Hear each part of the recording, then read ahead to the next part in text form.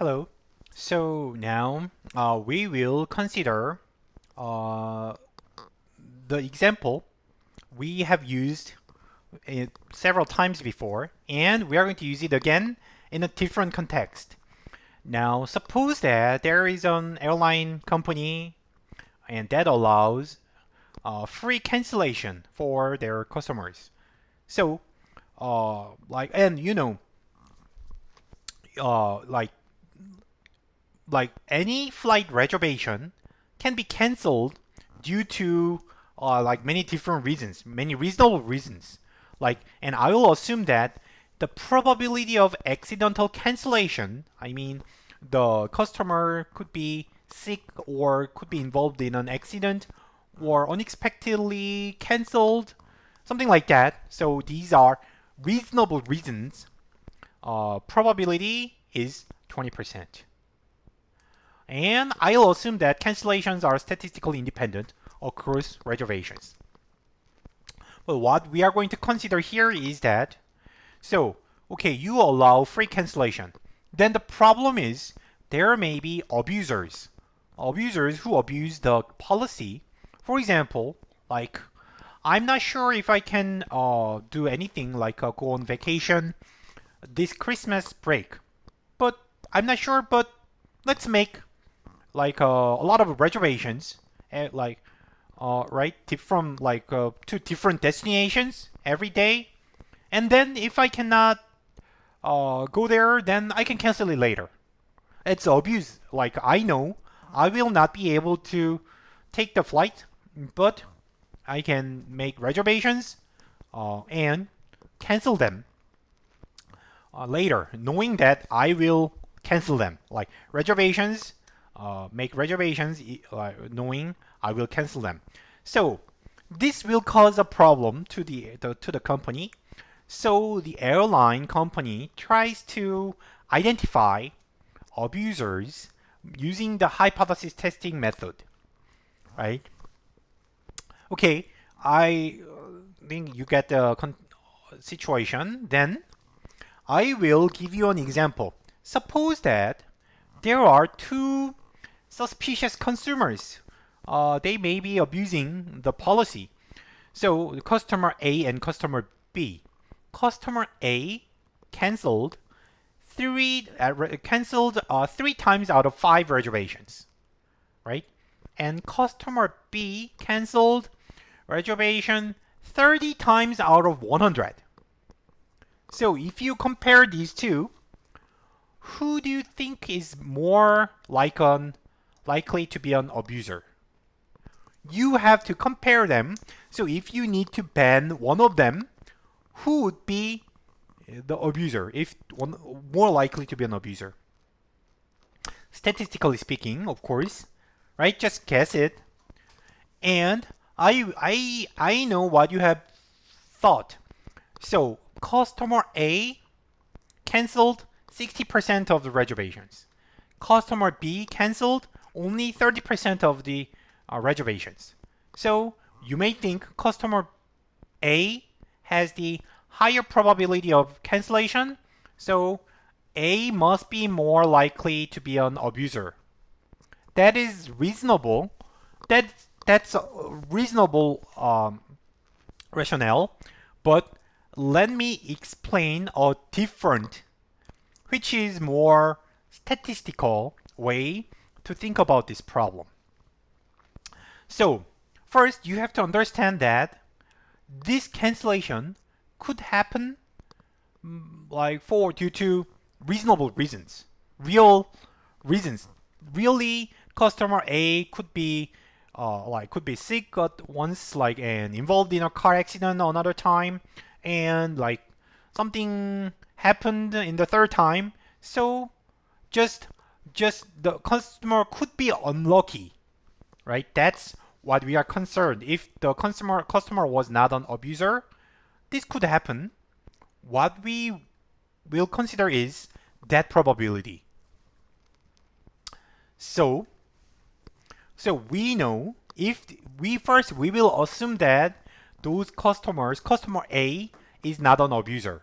So that means he or she can cancel the reservation with 20% probability for some reasonable excuses, right?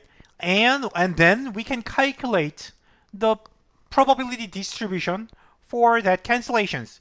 That's what we did in chapter 5 about the binomial distribution. At that time, we exactly consider the same example, number of cancellations distribution.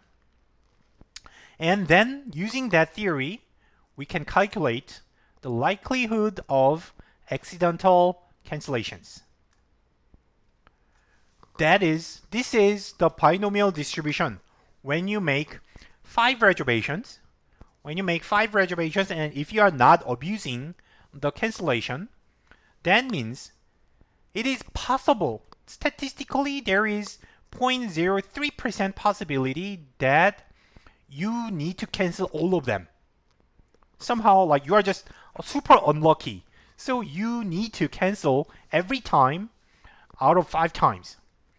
This is possible. And actually, the most likely outcome is canceling once out of 5 times because the cancellation probability is 20%. It's reasonable. 0 is also very likely, but also 2 is also likely. Customer A was here, like customer A canceled 3 times out of 5 times. So is in this group, in this interval. And then, as you can see, first, like in this distribution, you can rank them from the most suspicious guy to the least suspicious guy. So most suspicious to be an abuser. Most suspicious, like abusers, are those who cancel 5 times out of 5 times, right? And then 4 times, and then 3 times. So we are going to use this distribution to make your decision. So now you have to determine up to what point you are going to ban, or up to what point you are going to treat them as an abuser. So for example, you may treat only this group of 5, like 5 as abusers. Or you may, if you put your cutoff at 4, then you will treat 4 and 5 as abusers. You may put your bar anywhere, right? Anywhere, it's your choice. So if you are more generous, then you can just ban 5, the most suspicious group.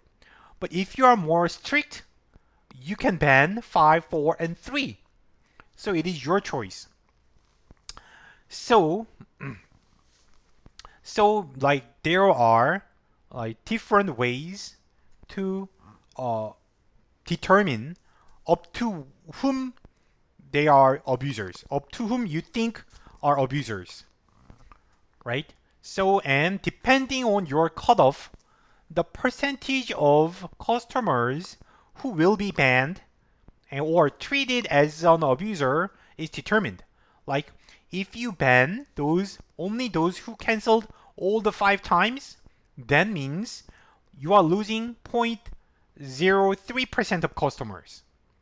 But if you ban more, like those who canceled 4 or more, like 4 or 5 times, then you are losing 0.67% of customers, right? As you make the cutoff like a lower, then you are banning more customers. That means, so if you understand that, you can think it as a kind of ranking. So you are going to, like, if you can think about the ranking of suspicion, like a most suspicious guy, least suspicious guy, and then you have to choose where the cutoff is. So, and those who above the cutoff are banned. And then, like, if you think about ranking, customer A is at 5.79%. So let me go back here. So customer, like you can use this one, yeah. Customer A is here. Customer A belongs to this group, and to cut out to ban this group, that means you are losing 5.79% of customers. So you are banning top 5.79% customers to treat customer A as a abuser, right? So, like in other words, the customer A's ranking is top 5.79%, right? In the order of suspiciousness, right? Right. So now we are going to apply the same framework to customer B. Think about this. So customer B canceled 30 times out of 100. So the distribution of the binomial distribution is different. It ranges from 0 to 100, and of course there is a very small probability, like all the way up to 100, but it is really extremely small, right? So imagine, like, if there is 100 homework questions and you randomly choose them, what is the probability that you choose all the correct answers? That's this probability, right? Again, then imagine, so you like in your homework there are 100 questions, you randomize all your answers, but what is the probability that you get 30 points out of them? Here, right? So then here, like in this graph, what this means here is that the most suspicious customer is the one who canceled 100 times out of 100 times. Canceled all the 100 times, which is really unlikely, right? And in that way, as the number of cancellations decreases, the customer becomes less suspicious. So you can rank them in this order, in the order of suspiciousness, right? And then customer B belongs to this group, 30. And the group of 30 is top 1.12%, because the probability here are extremely small. So sum of all the probabilities from the most suspicious customer to customer B is only 1.12%. So again, if you rank these customers on this distribution, from the most suspicious to the least suspicious, customer B is at the top 1.2%, 1.12%. So that means if you compare customer A's ranking and customer B's ranking is higher. That means customer B is more suspicious relative to the group of the distribution. So in that sense, I will choose customer B as a more likely abuser. That is my rationale. So then go back to the question. This was the original question. So then what is important is the distribution and the ranking. Ranking within the distribution, not the percentage itself, right? So when there is a small number of reservations, the unlucky things can happen like several times, like up to 3 times. That is possible. But how can that happen repeatedly for 30 times? That is less likely to happen. This is the idea, and we are going to generalize this idea to make the decision how much you accept and how much you reject, and we will formulate that framework in the next page.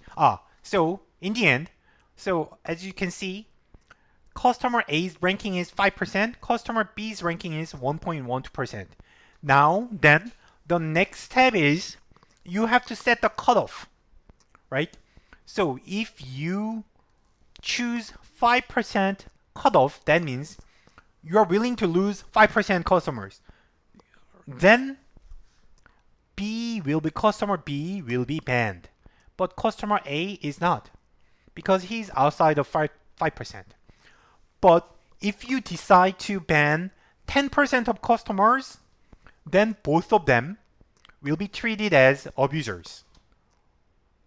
Or for another example, if you do not lose any customers, you allow abusers to keep abusing, then, like suppose you choose only 1% of customers as abusers, then both will be not banned. Both will be fine, right? So the next step is so our process will go this way. First, you are going to think about the distribution and think of the ranking in terms of probability, and then next you choose the cutoff. Cutoff is exactly same as the error probability you are willing to sacrifice. Exactly same idea. So you are willing to lose 1% of customers to punish abusers, or I will sacrifice 10% to punish abusers. It's up to your choice, but after given your choice, you may use this ranking, compare that with your ranking, and make the decision. That's what we are going to do and what we are going to generalize in the next video. Okay, thank you for watching. See you later.